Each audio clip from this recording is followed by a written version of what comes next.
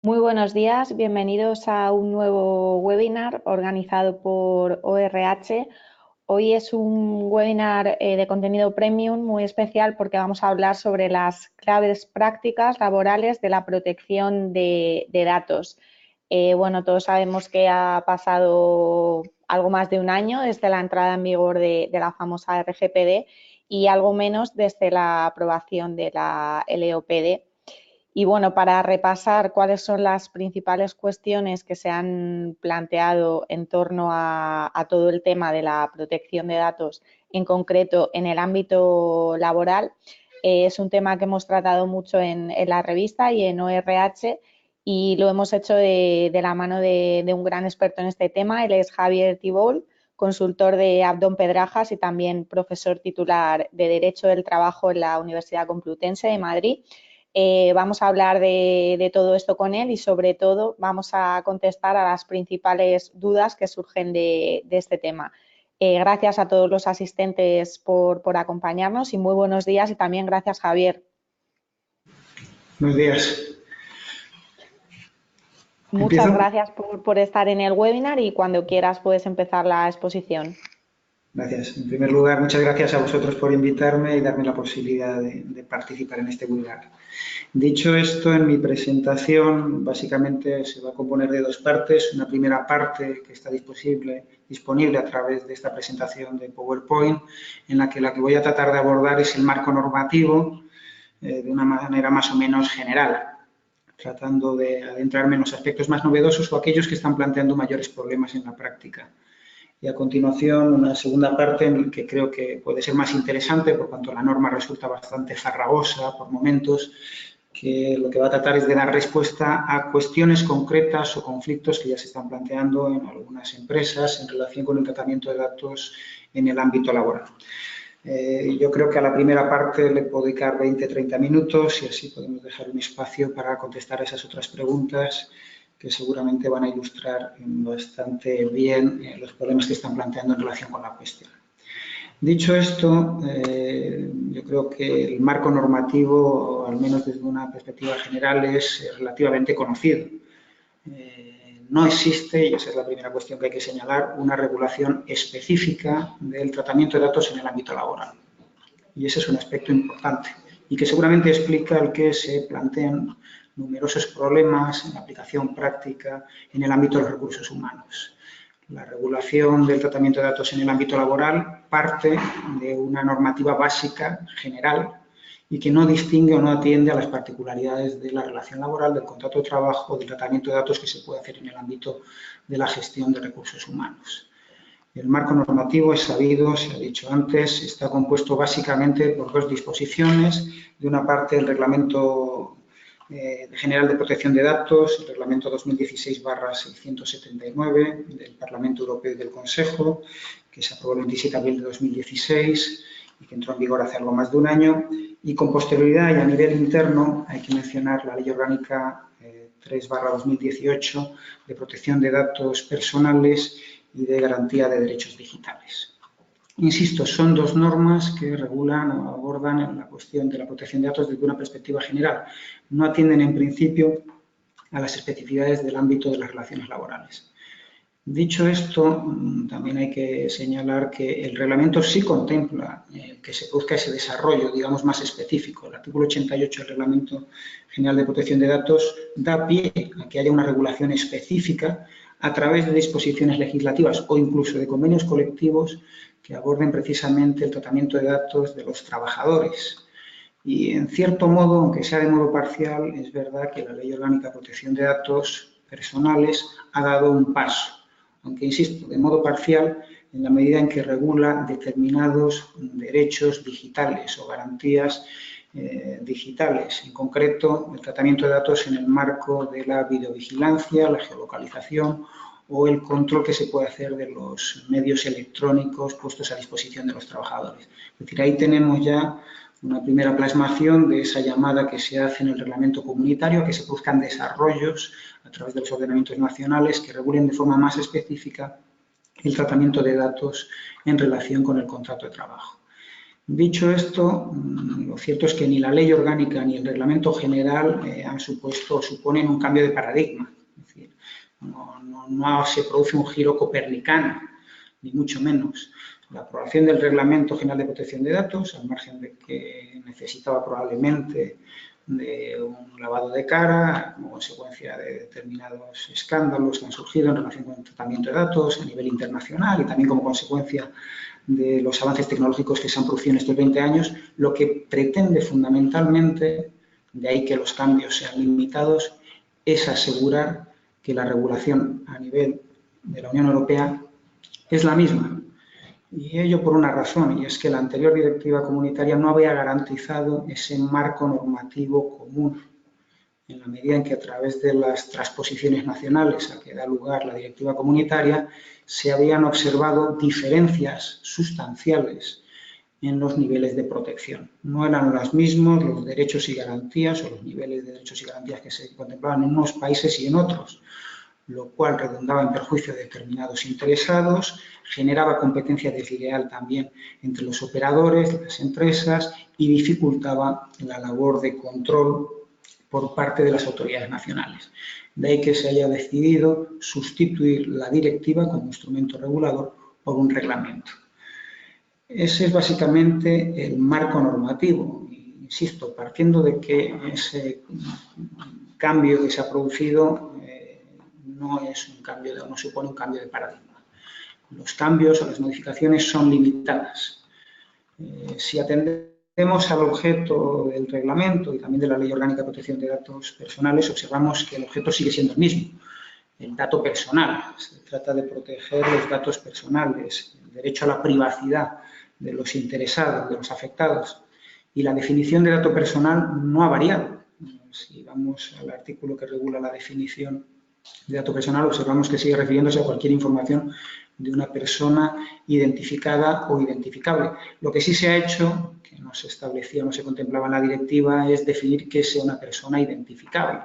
Ahora se viene a decir que es aquella cuya identidad puede determinarse directa o indirectamente mediante un identificado. Y se señalan una serie de ejemplos.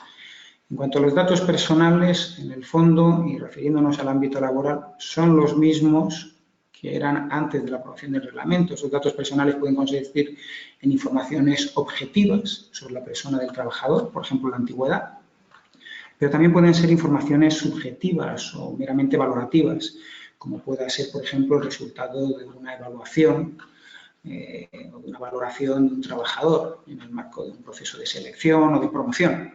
Por lo tanto, hay un componente, o puede haber un componente objetivo, pero también puede haber componentes subjetivos en esa información. Pero en todo caso, son datos personales. Lo que es importante señalar, y tampoco ha variado, es la circunstancia de que dato personal no es sinónimo de dato íntimo. Privacidad e intimidad no son equivalentes. El concepto de dato personal es más amplio que el concepto de dato íntimo. Hay datos personales que afectan a la intimidad, pero no todos los datos personales afectan necesariamente a la intimidad. Y se mantiene dentro de la ley y del reglamento la distinción entre datos personales, digámoslo así, ordinarios y las denominadas categorías especiales de datos, que vienen a ser lo que antiguamente o anteriormente se consideraban como datos sensibles. Aquí sí ha habido un cambio importante, y es que se han incluido dentro de esas categorías especiales de datos dos elementos que no figuraban en la directiva, y son los datos genéticos y los datos biométricos.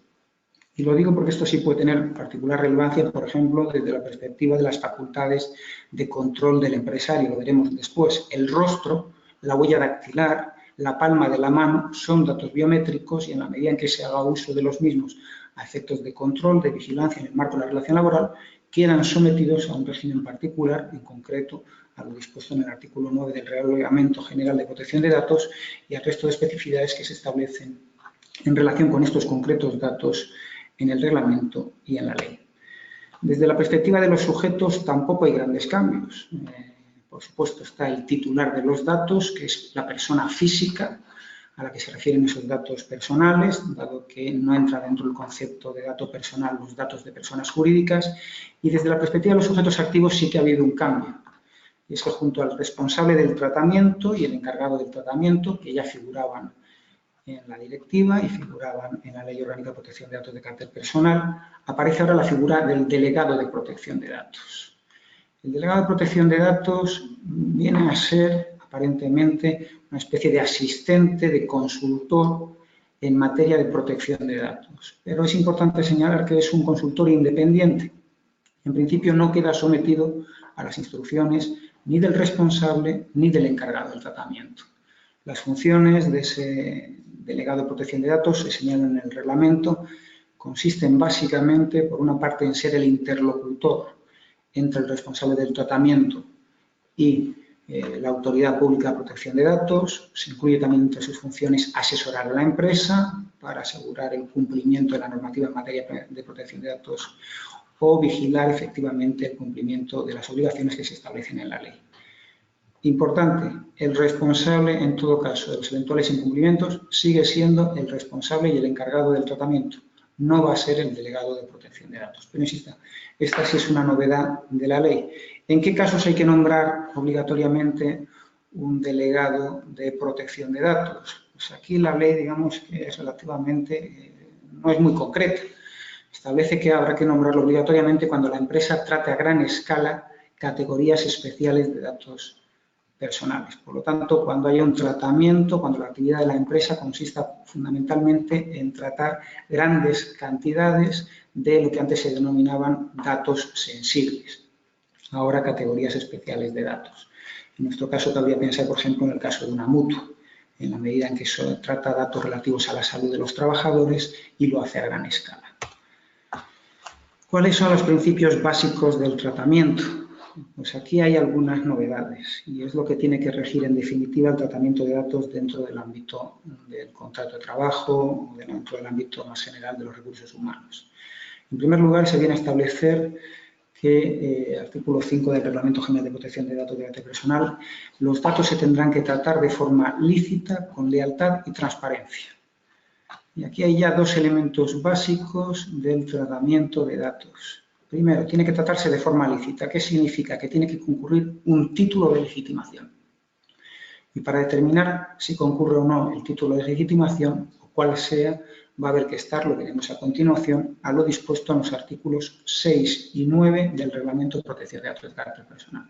Es decir, el requisito primero para que el tratamiento sea lícito es que haya un título de legitimación, una base jurídica que justifique que se traten esos concretos datos.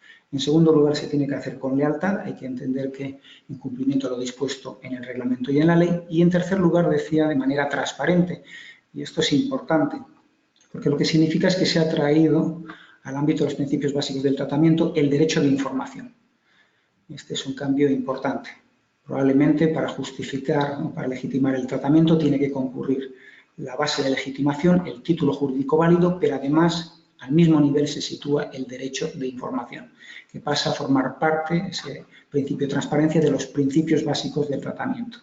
En segundo lugar, además, para que ese tratamiento sea conforme a la ley, los datos se tienen que recoger, dice la norma, para fines determinados, explícitos y legítimos, y no podrán tratarse para fines incompatibles. Esto es importante. Tiene que ser un fin concreto y además tiene que ser un fin explícito y legítimo, por supuesto, pero no cabe un tratamiento para fines indeterminados o genéricos o generales, sino que tiene que identificarse de manera concreta cuál es el fin que justifica el tratamiento de esos concretos datos. Esto lo veremos, es además particularmente relevante desde el punto de vista del derecho de información, en la medida en que el interesado, en nuestro caso el trabajador, tiene derecho a saber para qué concreto fin se van a utilizar los datos que se recaban. En tercer lugar, se establece también el artículo 5, entre los principios básicos del tratamiento de datos, el que esos datos tienen que ser adecuados, pertinentes y limitados a lo necesario en relación con los fines para los que son tratados. Es decir, lo que se viene a señalar aquí es que los datos que se van a tratar tienen que ser los estrictamente imprescindibles. No se puede tratar cualquier dato amparándose en una finalidad que se haya declarado previamente, sino únicamente aquellos que son estrictamente imprescindibles, aquellos que son indispensables para la consecución de ese fin que justifica el tratamiento. En cuarto lugar, se señala que los datos tendrán que ser exactos y, si fuera necesario, tendrán que actualizarse y completarse. En quinto lugar, se señala que los datos no se podrán conservar más tiempo del estrictamente necesario para la finalidad que justifica el tratamiento. Y por último, se establece que se tendrá que garantizar la seguridad adecuada de los mismos, incluida la protección frente a usos no autorizados.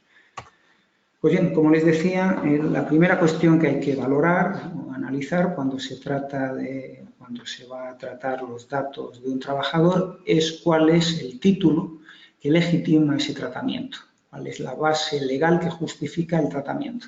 Y en este punto hay que estar dispuesto en el artículo 6 del reglamento. Allí se contiene una lista de títulos legitimadores de un tratamiento de datos de carácter personal.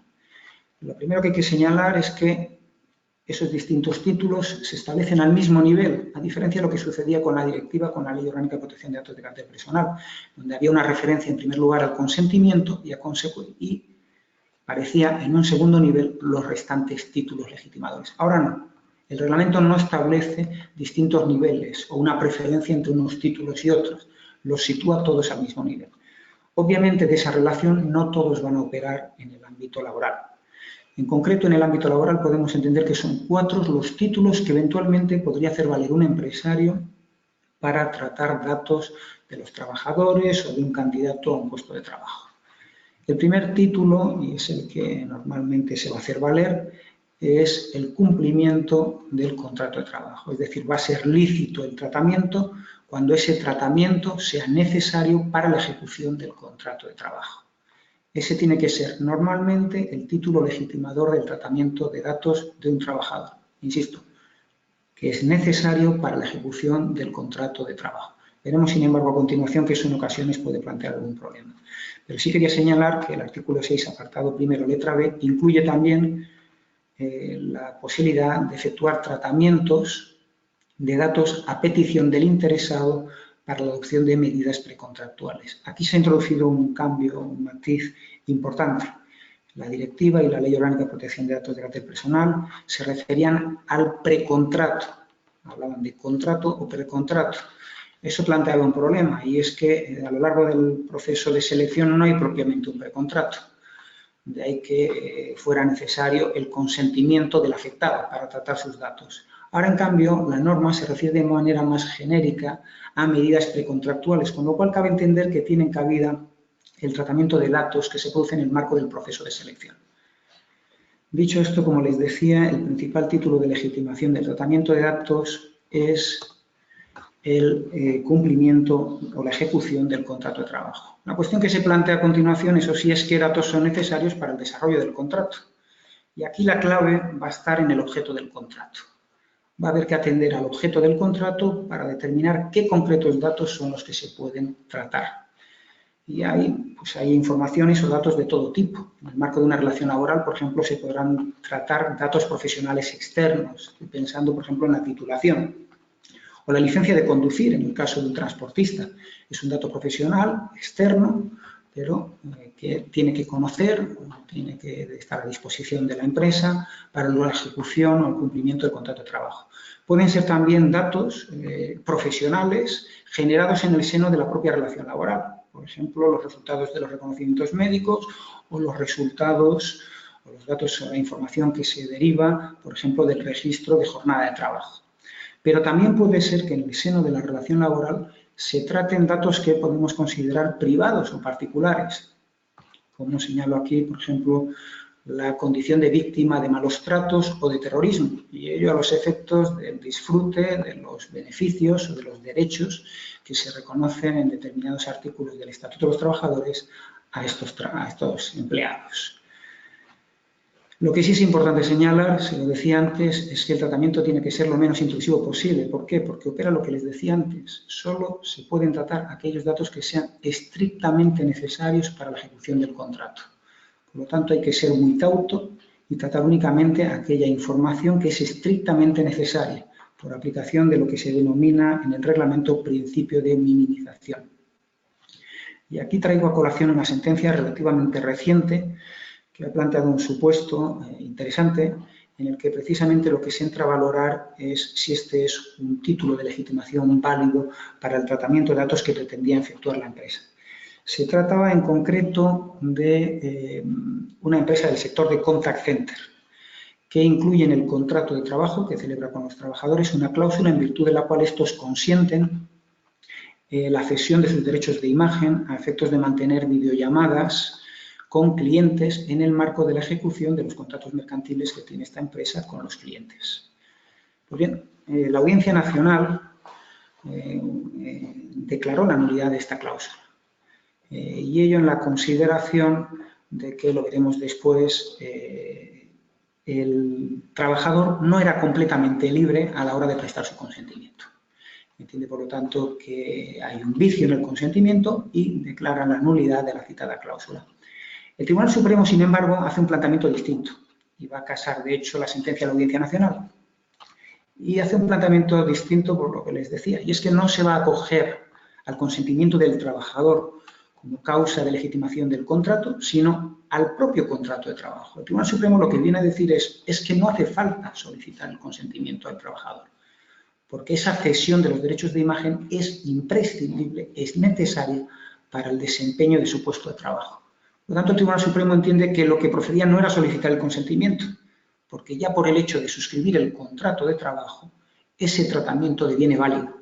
Entiende que esa cláusula tiene que entenderse más bien como una cláusula informativa que como una cláusula receptora de un consentimiento expreso. Sobre la base de ese planteamiento y de entender que ese tratamiento tiene su base jurídica en el artículo 6.1b, procede a casar la sentencia de la Audiencia Nacional y a validar la actuación de la empresa. Insisto, aquí lo relevante es que probablemente, o es lo que viene a decir el Tribunal Supremo, no era necesario solicitar el consentimiento. El simple hecho de suscribir el contrato de trabajo conlleva implícitamente la prestación del consentimiento y, por lo tanto, no hace falta solicitar consentimiento sobre la base de lo dispuesto en el 6.1a del reglamento. El segundo título de legitimación que puede operar en el ámbito laboral, se lo decía antes, es el consentimiento expreso del trabajador. Más allá del contrato de trabajo, puede ser que en ocasiones sea necesario o la empresa pretenda tratar determinados datos del trabajador cuyo tratamiento no es propiamente estrictamente necesario para el cumplimiento del contrato. Es decir, son unos datos que van más allá de la ejecución del contrato, porque si son necesarios para la ejecución del contrato no hace falta solicitar el consentimiento. Simplemente por el hecho de de suscribir el contrato de trabajo, se entiende que ese tratamiento es válido. Pero puede ser, les decía, que en ocasiones la empresa desee tratar datos personales del trabajador que no son estrictamente necesarios para la ejecución del contrato. Si es así, se abre esta segunda posibilidad y es solicitarle el consentimiento expreso. Esta vía, sin embargo, resulta muy problemática. Muy problemática por varios motivos, pero fundamentalmente porque la ley, el reglamento y la ley exigen que ese consentimiento sea libre, lo cual es razonable. Es más, el reglamento establece que en ningún caso se podrá condicionar la celebración del contrato o el desarrollo de la relación contractual a que el interesado, en nuestro caso el trabajador, preste el consentimiento. Eso parece perfectamente razonable, pues de lo contrario ese consentimiento no sería propiamente libre. El problema viene por la enorme reticencia que muestran los tribunales españoles y la Agencia de Protección de Datos de Carácter Personal a la prestación, a la posibilidad de que se utilice el consentimiento del trabajador como título válido de tratamiento de los datos. El Tribunal Supremo ya ha tenido ocasión de anular una cláusula que se incluyó en un contrato, precisamente sobre la base de que considerar que ese consentimiento no era completamente libre. En concreto, se trata de una cláusula que se incluye en un contrato por mor de la cual los trabajadores se comprometen a facilitar a la empresa su dirección de correo personal y su número de teléfono personal a efectos de realizar eventuales comunicaciones. Pues bien, el Tribunal Supremo anula esa cláusula. Entiende que ese consentimiento no es un consentimiento libre en la medida en que se incluye en el contrato y que en cierto modo el trabajador podía considerar que si no prestaba el consentimiento no se iba a celebrar el contrato de trabajo. Y sobre la base de esa circunstancia anula esa cláusula del contrato. Pero es que la Agencia Española de Protección de Datos de Carácter Personal ha ido incluso más allá y en una resolución relativamente reciente de este año ha llegado a afirmar que los trabajadores no están en condiciones de denegar o revocar el consentimiento libremente, habida cuenta de la situación de dependencia que resulta de la relación. Parece que, si nos atenemos a lo que ha dicho la Agencia Española de Protección de Datos de Carácter Personal, no cabe utilizar el consentimiento expreso del trabajador como título de legitimación de un eventual tratamiento de datos de carácter personal. Se parte que las situaciones de desequilibrio entre las partes no están en una posición de igualdad y parece que, según la Agencia Española de Protección de Datos de Carácter Personal, ese consentimiento nunca va a ser enteramente libre, por lo tanto es un consentimiento viciado y por lo tanto no es válido. De ahí que, insisto, el recurso al consentimiento expreso como vía de validación de un tratamiento de datos de carácter personal debería ser excepcional, habida cuenta de los riesgos que hay de que, ya sea en vía judicial, ya sea como consecuencia de una actuación de la Agencia Española de Protección de Datos de carácter personal, pueda finalmente anularse esa previsión en el contrato o ese consentimiento que se ha dado por parte del trabajador e imponerse una sanción a la empresa. El tercer título que legitima el tratamiento de datos de carácter personal en el marco de la relación laboral es el cumplimiento de una obligación legal. En concreto, en virtud de lo dispuesto en el artículo 6.1c del Reglamento General de Protección de Datos de Carácter Personal. Les señalo aquí 3 ejemplos, 3 supuestos en los que se pueden tratar los datos precisamente porque se está dando cumplimiento a una obligación legal. Por ejemplo, a efectos del registro de las horas extraordinarias, es una obligación que se impone a la empresa y que necesariamente comporta el tratamiento de datos de carácter personal, artículo 35 del Estatuto de los Trabajadores. A efectos de realizar los reconocimientos médicos, que implícitamente conllevan tratamiento de datos, en la medida en que es una obligación que se impone a la empresa, ese tratamiento de datos deviene igualmente lícito. Y, en tercer lugar, a efectos de la obligación de entregar el censo electoral a los representantes de los trabajadores, en virtud de lo dispuesto en el artículo 74, apartado segundo del Estatuto de los Trabajadores. Insisto, son supuestos en los que el tratamiento viene validado, por decirlo de algún modo, por el hecho de que hay una previsión legal específica que impone al empresario ese tratamiento.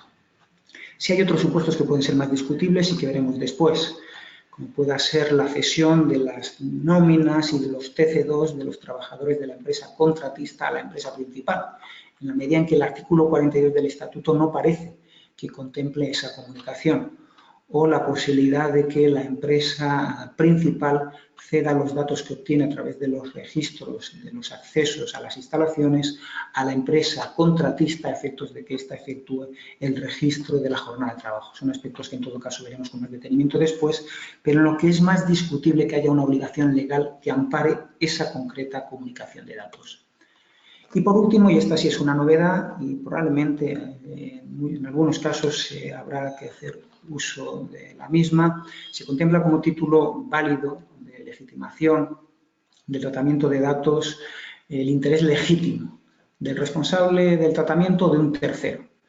El interés legítimo del responsable del tratamiento o de un tercero es un título válido para efectuar un tratamiento de datos. Yo señalo aquí 3 posibles supuestos en los que a lo mejor cabría apelar a ese interés legítimo, en la medida en que no se puede recurrir a los supuestos habilitantes que he señalado anteriormente. Lo veremos después. Un caso podría ser el de la entrega de las nóminas y los boletines de cotización en el marco de una contrata y subcontrata, de la empresa contratista a la empresa principal.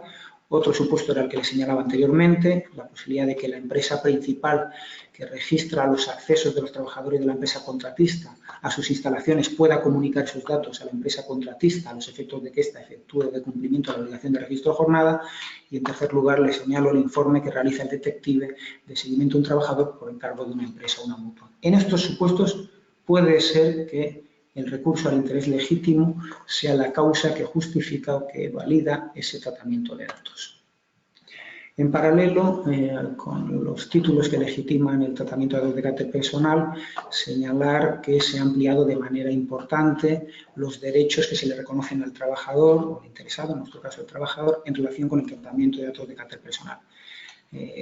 Junto a los que tradicionalmente se reconocían como derechos ARCO, el derecho de acceso, el derecho de rectificación, cancelación y oposición, además del derecho de información, vemos que se ha ampliado de manera importante la relación de derechos y además se han introducido cambios en el contenido de alguno de estos derechos. No me voy a referir a todos ellos, por cuanto el tiempo es limitado. Sí señalar que en relación con el derecho de información, la información se tiene que facilitar de la forma más concisa y entendible posible, ello sobre la base de ese principio de transparencia que señalaba al principio, que ahora es un principio básico del tratamiento de datos de carácter personal. La información Es conveniente que se facilite por escrito, incluidos los medios electrónicos, así lo ha venido a establecer la Agencia Española de Protección de Datos de Carácter Personal, que incluso ha validado la posibilidad del recurso al tablón de anuncios, siempre y cuando ha dicho sea seguro, accesible y visible. Pero sobre todo es importante que esa información se facilite por escrito porque el empresario lo que tiene en todo caso es que estar en disposición de acreditar que ha cumplido con esa obligación de información que tiene. Por lo tanto, el recurso, la vía más adecuada para dar esa información es por vía escrita y solicitando incluso un recibí en determinados casos, como veremos después.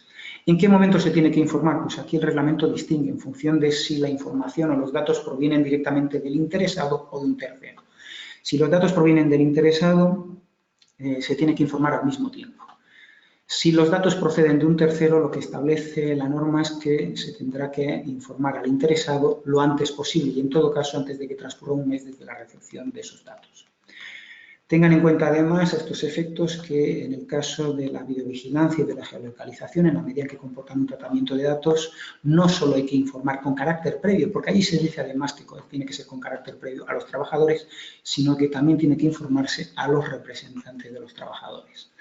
Y una cuestión que me he planteado al hilo de los informes o de los seguimientos que puede realizar un detective a un trabajador y a continuación realizar el correspondiente informe o expediente es si existía obligación de información por parte de este al trabajador. Pues bien, lo cierto es que el artículo 50 de la Ley de Seguridad Privada determina que únicamente se podrá suministrar información sobre la investigación que se ha realizado a quien la ha solicitado o a los cuerpos y fuerzas de seguridad del Estado o a instancias judiciales. Por lo tanto, no existe obligación de informar al trabajador al que se ha hecho un seguimiento. Respecto del contenido de derecho a información, me remito a lo dispuesto en los artículos 13 y 14, que son relativamente extensos y detallados en cuanto a qué información tiene que suministrarse. Lo que sí es importante señalar es que la Ley Orgánica de Protección de Datos de Carácter Personal, en aras a facilitar el ejercicio de ese deber de información por parte del responsable del tratamiento, en nuestro caso la empresa, establece la posibilidad de suministrar la información por niveles o capas. Distingue entre una información básica que se tiene que suministrar directamente al interesado y la posibilidad respecto de otra información, la información adicional, de remitir a una dirección de correo electrónica, a un sitio web o cualquier otro medio que permita acceder a la misma. El derecho de acceso lo que viene a significar es que el trabajador en nuestro caso tiene derecho a ser conocedor de si se están tratando sus datos y qué concreta información se está tratando. Se señala además que el ejercicio de este derecho es gratuito, al igual que el derecho de información, salvo que se pudiera considerar que el interesado está haciendo un uso abusivo de estos derechos, por ejemplo, porque lo ejerce o lo solicita con carácter reiterado y sin que haya una causa que justifique la reiteración en la petición. El derecho a la portabilidad, esta sí es una novedad. Lo que viene a significar es que el trabajador, el interesado, tiene derecho a obtener los datos que se están tratando por parte del responsable, así como a solicitarle al responsable del tratamiento que los transmita a un tercero. Esta es una novedad del Reglamento General de Protección de Datos de Carácter Personal. Lo que sucede es que este derecho no es un derecho absoluto o ilimitado. En primer lugar, establece el Reglamento General de Protección de Datos de Carácter Personal que solo se podrá ejercer este derecho cuando esos datos resultan de un tratamiento que se realiza sobre la base bien de un consentimiento del interesado, bien porque ese tratamiento es necesario para el desarrollo del contrato. Por lo tanto, no procede ejercer el derecho a portabilidad cuando esos datos se están tratando como consecuencia, en nuestro caso, del cumplimiento de una obligación legal o como consecuencia de que concurre un interés legítimo del responsable del tratamiento o de un tercero. En segundo lugar, solo cabe ejercer este derecho a la portabilidad cuando se trate de un tratamiento automatizado. En tercer lugar, solo, y esto es muy relevante, cabe ejercer el derecho a portabilidad respecto de los datos que ha facilitado previamente el propio interesado. Esto significa que si los datos que trata el empleador resultan de una elaboración o reelaboración propia, no procede el derecho a la portabilidad. Y por último, no alcanza el derecho a la portabilidad aquellos datos que afecten a terceras personas ni cuando pueda haberse comprometido el secreto comercial, la propiedad intelectual, el derecho de patentes. El derecho de supresión es un derecho que se reconoce igualmente al trabajador, al interesado, en línea con el derecho a cancelación que se contemplaba en la anterior regulación, y lo que viene a suponer es que los datos tienen que suprimirse una vez que ha desaparecido la finalidad para la que se habían recogido, también cuando el interesado retire el consentimiento, también cuando se opone, en la medida en que el tratamiento se basa en un interés legítimo del responsable del tratamiento, de un tercero, pero se comprueba que tiene que prevalecer los intereses o derechos del afectado. Y, en cuarto lugar, cuando los datos hayan sido tratados ilícitamente. Esta regla general o este principio general, sin embargo, se excepciona en determinados supuestos, es decir, se pueden conservar los datos incluso una vez finalizada o desaparecida la finalidad que justificaba el tratamiento de los mismos. En concreto, voy a destacar dos supuestos. En primer lugar, se podrán conservar los datos, incluso una vez desaparecida la finalidad que justificaba el tratamiento, cuando lo exija una ley. Y aquí les señalo un ejemplo. Los datos relativos a los reconocimientos médicos que se realicen a un trabajador se van a conservar incluso, o se van a tener que conservar incluso una vez finalizada la relación laboral en la medida en que lo exige la normativa de prevención de riesgos laborales. Y les señalo en concreto el ejemplo de este Real Decreto sobre exposición al amianto, que impone la obligación de conservar los datos relativos a los reconocimientos médicos hasta 40 años después de haberse realizado los mismos. Por lo tanto, más allá de haberse extinguido la relación laboral, de haberse extinguido el contrato de trabajo, existe obligación de conservar esos datos. Y, en segundo lugar, y esto sí es particularmente relevante también para las empresas, se podrán conservar esos datos de carácter personal, incluso una vez que ha desaparecido la finalidad que justificaba el tratamiento, cuando sea necesario para formalizar, ejercer la defensa frente a una reclamación. Esto lo que significa es que normalmente habrá que esperar a que transcurran los plazos de prescripción y caducidad de las eventuales acciones o infracciones. Y, por último, y para concluir el análisis somero del régimen normativo del tratamiento de datos, señalar que ha desaparecido la obligación de notificar a la Agencia Española de Protección de Datos de carácter personal la creación de los registros de datos. Lo que sí sucede es que, en cambio, se crea una nueva obligación, que es la de crear un registro interno de operaciones de tratamiento, donde tiene que constar por escrito y en formato electrónico. Eso sí, atención a las pymes, fundamentalmente se ha venido a prever que no existe tal obligación cuando la empresa tenga menos de 250 trabajadores. Por lo tanto, no existe obligación de crear ese registro interno si se trata de una pequeña o mediana empresa. Pero, a su vez, esta excepción a la regla general se excepciona en dos supuestos. En primer lugar, cuando el tratamiento de datos pueda entrañar un riesgo para los derechos y libertades de los interesados y no sea ocasional este riesgo. Y, en segundo lugar, cuando el tratamiento de datos incluye categorías especiales de datos o datos relativos a condenas o infracciones.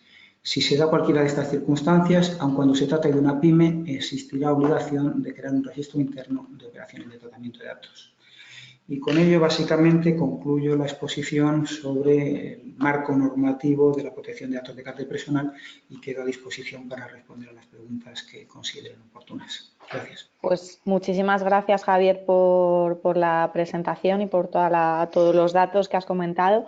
Vamos, si te parece, con algunas de las preguntas, que son muchas. La primera es si tiene la empresa que solicitar el consentimiento del candidato para tratar los datos resultantes de su currículum. Lo cierto es que, en principio, no. Hemos visto que entre los supuestos que legitiman el tratamiento de datos de carácter personal, el 6.1b contempla específicamente la adopción de medidas precontractuales. Por lo tanto, cabe pensar que, en la medida en que quien presenta, quien remite, ya sea en ventanilla, ya sea por correo electrónico, el currículum, es el propio interesado, no hace falta el consentimiento, dado que el tratamiento se va a producir, por decirlo de algún modo, a petición del propio interesado. Por lo tanto, no hace falta consentimiento. Lo que sí se tiene que producir en todo caso es información. Se tiene que cumplir con el deber de información que tiene el responsable del tratamiento. Por lo tanto, tendrá que informar a esa persona del tratamiento que se va a realizar, de su currículum, de sus datos, en los términos que se establecen en el artículo 13 del Reglamento General de Protección de Datos de Carácter Personal. Y, además, como la empresa tiene que estar en disposición de acreditar que ha cumplido con su deber de información, lo ideal es que conste de algún modo o se pueda acreditar que efectivamente ha cumplido con ese deber de información. De ahí que, si el currículum se entrega en ventanilla, lo adecuado sería solicitarle que firmara un recibí, en el sentido de que se le ha informado sobre el tratamiento que se va a realizar sobre el mismo, o si el currículum se remite por correo electrónico, se le informe igualmente mediante otro correo de cuál es el fin para el que se van a tratar, cuáles son los plazos previstos, quién es el responsable de tratamiento y el resto de información que se exige que se detalle en virtud de lo dispuesto en el artículo 13 del reglamento. ¿Y cuando ese currículum procede de un portal de empleo o de una agencia de colocación? Pues aquí en este caso tampoco.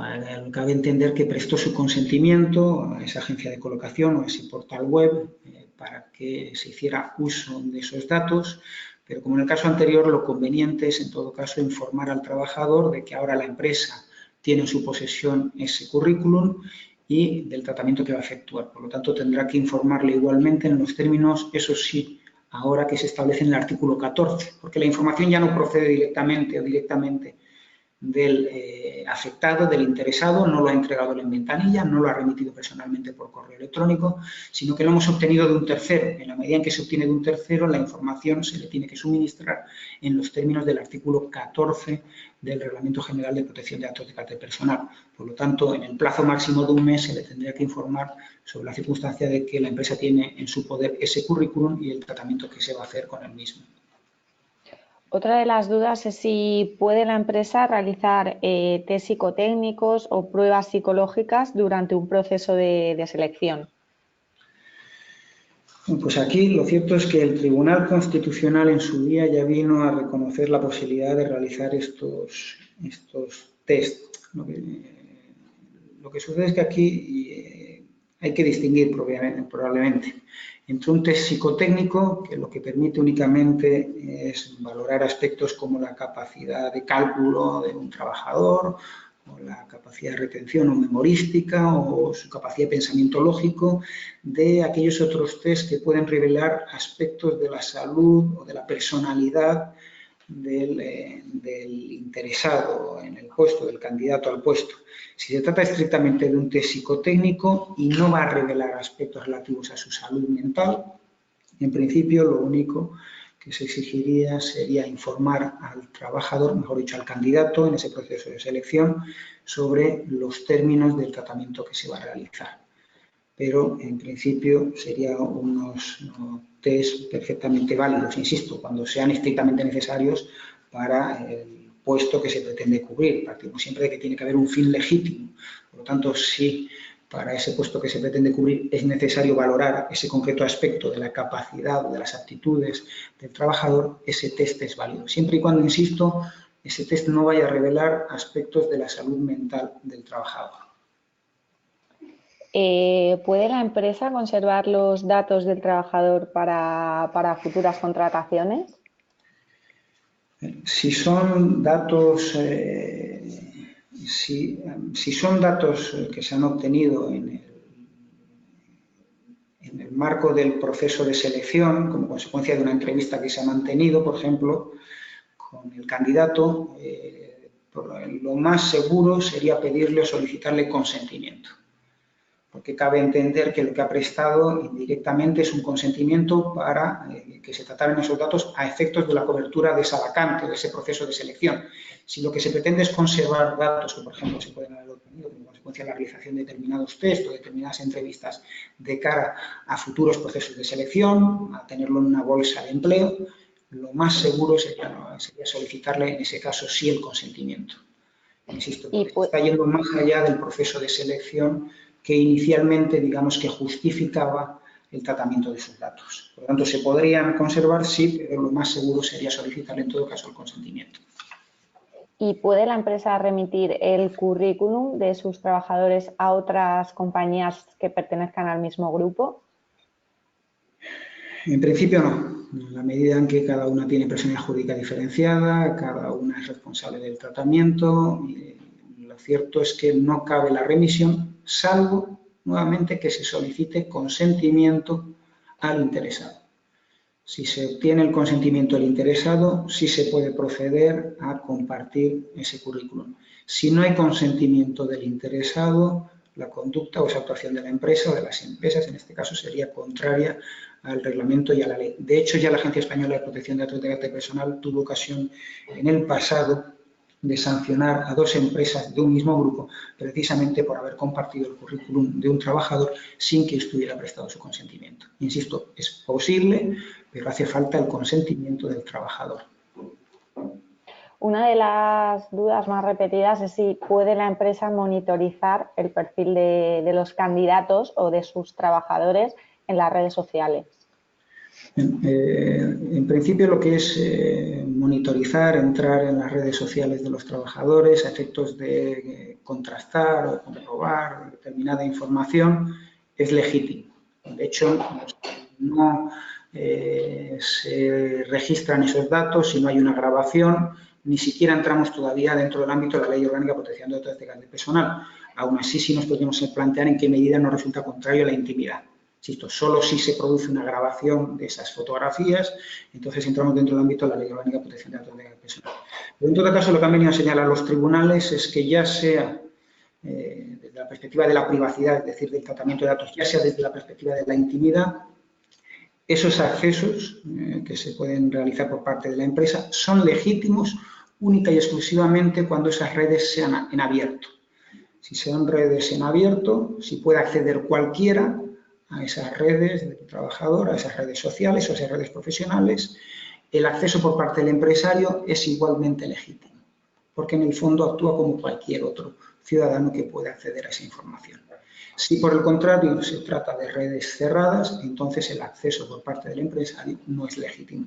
De hecho, hay ya algunos pronunciamientos del Tribunal Superior de Justicia que se han pronunciado en ese sentido, haciendo valer o haciendo hincapié en la circunstancia de que la red era abierta, en concreto una sentencia del Tribunal Superior de Justicia de Madrid del año 2017, en la que se hace valer como prueba, y el tribunal así lo considera, el hecho de que en la red, en el perfil profesional de LinkedIn figuraba que un trabajador que se encontraba en excedencia por cuidado de hijos, en el fondo estaba trabajando para otra empresa. Esa prueba que se obtiene a través de la red profesional de LinkedIn por parte de la empresa se considera válida por parte del tribunal, insisto, porque es una red, porque la había configurado como una red abierta.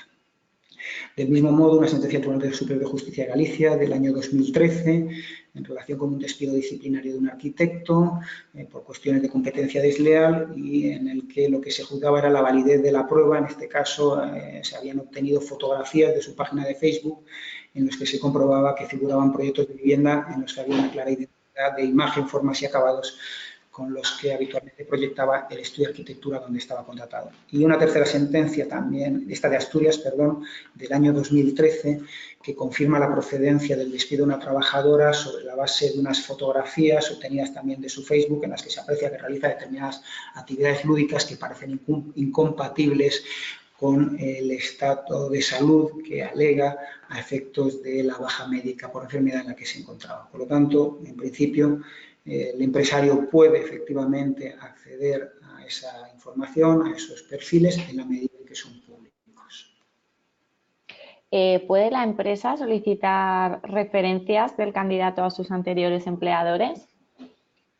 Aquí lo cierto es que la doctrina científica que se ha pronunciado sobre el particular es dispar. Hay una parte de la doctrina científica que entiende que sí, sobre la base de una especie de consentimiento implícito, dicen, del trabajador. Es decir, en el momento en el que el trabajador entrega el currículum, y ahí aparecen referencias sobre las empresas en las que previamente había prestado sus servicios, se estaría tácitamente, ¿me entiende?, esa doctrina, autorizando a la empresa a contrastar esos antecedentes profesionales con las empresas que previamente la habían contratado.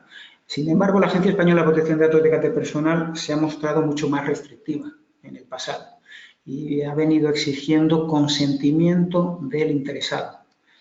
Lo cierto, sin embargo, es que a partir de la aprobación del reglamento a lo mejor se podría hacer valer otro título de legitimación más allá del consentimiento, en la medida en que hemos visto que el consentimiento parece que la propia agencia no lo admite con la facilidad o fluidez que sería deseable, y es apelar el interés legítimo del empresario. Yo entiendo que sí se podría contrastar la información que figura en el currículum con los anteriores empleadores sobre la base de que hay un interés legítimo de la empresa, y ese título entiendo que es válido. Y probablemente sea preferible al de solicitar el consentimiento, puesto que la propia Agencia Española de Protección de Datos de Carácter Personal, sin embargo, en recientes fechas ha entendido que ese consentimiento no termina de ser propiamente un consentimiento libre y por lo tanto no es válido. Además de que la solicitud de consentimiento o la posibilidad de recurrir al consentimiento como título válido tiene otro inconveniente, y es que el interesado podría no prestarlo. Bien, es cierto que en ese caso podría no contratarse, pero insisto, yo creo que el interés legítimo de la empresa es título suficiente para justificar el tratamiento. Pero sí quiero advertir que en el pasado la Agencia Española de Protección de Datos de Carácter Personal ha exigido o ha reclamado en todo caso el consentimiento del candidato. ¿Cuándo puede solicitar la empresa el certificado de penales a un candidato que opta a ese empleo? Pues lo cierto es que el artículo 73 de la Ley General de Penitenciaria establece que no se puede discriminar a un candidato a un empleo, a un trabajador, en función de que tenga antecedentes penales o no. Por lo tanto, la respuesta con carácter general es que no cabe solicitar los antecedentes penales de un candidato a un empleo, de un trabajador. Sí se puede, excepcionalmente, cuando esté previsto en una disposición normativa del derecho de la Unión o en una disposición con rango de ley. Es decir, que solo excepcionalmente cuando lo prevé una ley, cuando una ley previamente habilite la solicitud de esos antecedentes penales, se podrá plantear al trabajador. ¿En qué supuestos la legislación española contempla la posibilidad de solicitar los antecedentes penales? Pues en el caso de jueces, fiscales, fuerzas y cuerpos de seguridad del Estado, empleados de bingo, personal de acceso a zonas restringidas en aeropuertos por razones de seguridad y en el caso del personal directivo de entidades financieras. En esos supuestos sí que hay una previsión legal específica y por lo tanto se puede solicitar los certificados de penales al candidato al empleo. Fuera de esos supuestos, no cabe en ningún caso solicitar la hoja de penales a un trabajador o a un candidato a un puesto de trabajo.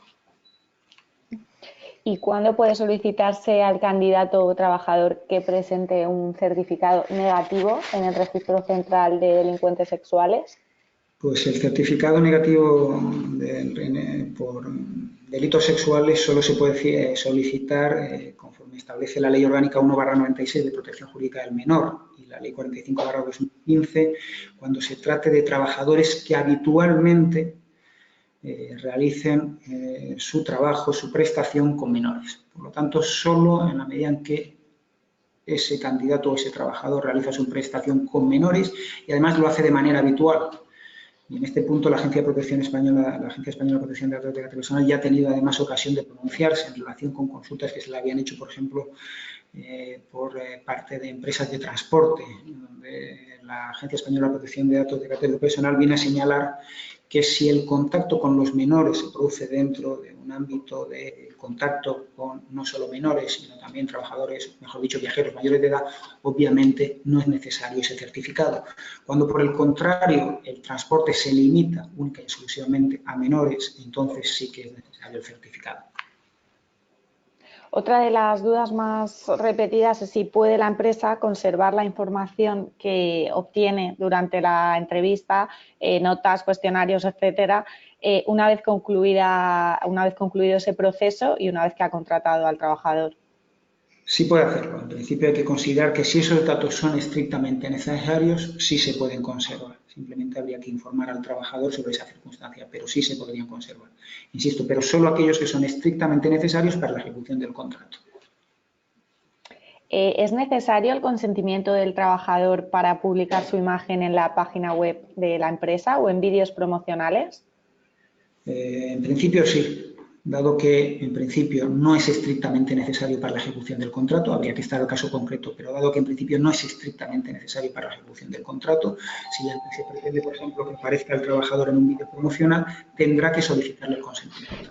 De hecho, ya en el pasado la Agencia Española de Protección de Datos de Carácter Personal ha sancionado a alguna empresa por trasladar la imagen de los trabajadores en el marco de actividades lúdicas sin. ¿Puede la empresa utilizar los datos resultantes del control de acceso a las instalaciones para registrar la jornada de trabajo de los empleados? En principio sí, pero debería informarse, porque nos encontramos ante un cambio de finalidad. Unos datos que en principio se tienen a efectos de control a las instalaciones por razones de seguridad se pasan a utilizar para un fin distinto, para el registro de jornada. Por lo tanto, se puede hacer, pero lo conveniente sería informar a los trabajadores sobre esa circunstancia. Que unos datos que se vienen utilizando para una finalidad ahora se van a utilizar para otra. ¿Y se puede efectuar el registro de la jornada mediante hoja de firmas colectiva? El Tribunal Superior de Justicia de Madrid, ya en un pronunciamiento relativamente reciente, ha entendido que sí es posible. Ello a raíz de una demanda que interpuso un trabajador que entendió que la hoja de firma tenía que ser individual. Entendía que el resto de trabajadores no tenían que tener acceso o conocimiento de la información relativa a cada uno de ellos. Sin embargo, el Tribunal Superior de Justicia de Madrid ha venido a entender que esa hoja de firma es colectiva, en la que puede constar los DNIs, nombre y apellidos, hora de entrada o salida, o curso que realiza un trabajador o al que accede, puede ser una hoja compartida, puede ser una hoja en la que figuran nombres y apellidos o relación de trabajadores. No tiene por qué ser una hoja individualizada. ¿Pueden las organizaciones controlar o monitorizar las llamadas de los trabajadores? El Tribunal Supremo vino a señalar que sí, pero única y suficiente cuando resulte estrictamente imprescindible para controlar el cumplimiento de la prestación por parte de los trabajadores y además estableciendo garantías añadidas. En concreto, el Tribunal Supremo vino a establecer que había que poner a disposición de esos trabajadores un teléfono para que en su caso pudieran realizar llamadas privadas y que además y sobre todo había que informarles con carácter previo de que esas llamadas iban a ser monitorizadas. En concreto se trataba del sector del contact center. Allí se entendió que era razonable que por razones de mejora de la calidad del servicio, por razones de seguridad, se pudieran monitorizar, se pudieran grabar esas llamadas. Insisto, hay que estar al caso concreto, hay que considerar que es estrictamente necesario para el cumplimiento de la prestación y si es así, en todo caso, establecer las garantías necesarias que pasan sobre todo por informar previamente al trabajador para que sea conocedor de que esa grabación, de que esas llamadas se están grabando. ¿Y puede el trabajador grabar una conversación telefónica con el empleador? Pues aquí lo cierto es que se abre ahora, hasta ahora era una cuestión clara. Los tribunales habían venido dando validez a la grabación de la conversación telefónica que realizaba un empleado con su encargado o con el empleador, en la medida en que se entendía que no se había vulnerado el secreto de las comunicaciones, dado que la grabación la realizaba una de las dos partes. Y solo se vulnera el secreto de las comunicaciones cuando quien intercepta la llamada es un tercero, cuando quien graba la llamada es un tercero. Ahora se plantea la duda por una razón, es que hay una resolución de la Agencia Española de Protección de Datos de Carácter Personal, muy reciente de este año, que ha venido a declarar, a sancionar a una empresa por utilizar una filmación que había hecho un trabajador de un compañero suyo con su móvil, que se observaba como otro compañero, ese compañero no hacía nada o desatendía sus obligaciones. Pues bien, la Agencia Española de Protección de Datos de Carácter Personal ha sancionado a esa empresa que ha utilizado esa grabación que había realizado un compañero con su móvil, por dos motivos. En primer lugar, por considerar que la medida no era idónea, no podemos ahora entrar en detalle sobre ello, pero en segundo lugar, porque considera que se vulneró el derecho de información que tenía el trabajador. Es decir, lo que está diciendo la Agencia Española de Protección de Datos de Carácter Personal es que tenía que haber informado la empresa al trabajador de que disponía de esa grabación. Lo cual nos puede llevar a plantearnos en qué medida ahora el trabajador que graba a un encargado o un responsable tendría que informarle inmediatamente a continuación o en ese momento de que le está grabando. Pues de lo contrario podría plantearse en qué medida no se está vulnerando el derecho a la protección de datos del encargado o del responsable de la empresa. Insisto, es una vía que hay que explorar y que sería consecuencia de una reciente resolución de la Agencia Española de Protección de Datos. No nos planteamos ya si se ha vulnerado o no el secreto de las comunicaciones, ya declararon los tribunales que no queda vulnerado, pero lo que podemos plantearnos es si se vulnera la protección de datos del derecho a la privacidad del responsable o del encargado, en la medida en que el trabajador no le informe. Y vamos muy rápido con la última de las preguntas porque nos quedamos sin tiempo y se ha repetido también bastante. Si es necesario solicitar el consentimiento de los trabajadores para tratar los datos relativos a la salud en el marco de los reconocimientos médicos. No, en principio no es necesario el consentimiento, porque aquí el título habilitante o legitimador es precisamente la obligación que tiene la empresa de realizar reconocimientos médicos. Dado que la Ley de Prevención de Riesgos Laborales impone la obligación de realizar reconocimientos médicos, implícitamente se está autorizando el tratamiento de los datos resultantes. Por lo tanto, no hace falta el consentimiento. Pues no sé si, Javier, en este minuto que nos queda, ¿quieres destacar, subrayar algo más? No, en principio no. Sí señalar una cuestión que no he advertido al principio, y es que dado que las modificaciones que se han introducido a través del reglamento y de la ley son relativamente limitadas, los instrumentos interpretativos de los que nos veníamos sirviendo en el pasado seguramente siguen siendo útiles, y me refiero por ello a los pronunciamientos judiciales que se han producido en el pasado y a las resoluciones de la Agencia Española de Protección de Datos de Carácter Personal. Dado que los cambios son limitados, esas resoluciones y esas sentencias que se han producido en el pasado siguen sirviéndonos como canon interpretativo de cara a resolver las dudas que pueden surgir en relación con la aplicación del nuevo marco normativo. Pues muchísimas gracias, Javier Tibol, consultor de Abdón Pedrajas y, como hemos dicho, profesor también titular de Derecho del Trabajo en la Complutense de Madrid. Gracias a todos los asistentes. Nos hemos quedado sin tiempos y, bueno, desde ORH, también desde Abdón Pedrajas, pues estamos a su disposición. Muchas gracias a todos y buenos días. Muchas gracias.